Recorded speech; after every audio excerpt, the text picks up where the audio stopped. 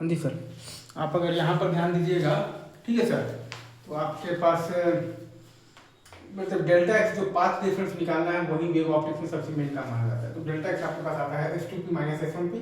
तो delta x आप लिख सकते हैं under root of the D square plus Y plus D by two whole square minus under root of the D square और plus Y minus D by two whole square. अब special case one आपके पास आता है, उसमें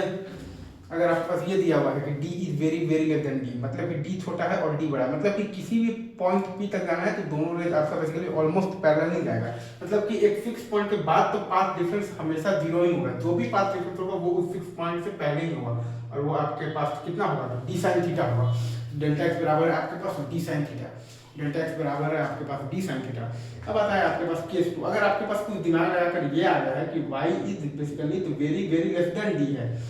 ठीक है sir, मतलब कि y छोटा है और d बड़ा है, मतलब कि थीटा टेंड्स टू जीरो, मतलब कि दोनों रेज आपस में पैरेलल तो था ही, और अब तो थीटा भी टेंड्स टू जीरो हो गया, मतलब कि d sin थीटा तो था ही,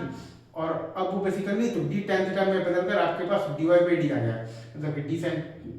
तो थीटा तो था ही, और अब वो बेसिकली आपके पास तो d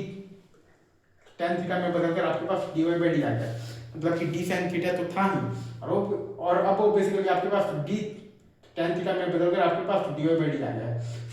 और अब ये कैसे दिमाग लगाएंगे कि y is very very less than d है, तो कंपेयर करेंगे d बाई लेम्डा का GIF जो कि आपको बताता है maximum order of the maxima, उसको हम लोग तो कंपेयर करेंगे nth मैक्सिमा या फिर मिनिमा से, उससे हमें इस चीज़ का आइडिया रहेगा। ठीक है, आगे बढ़े।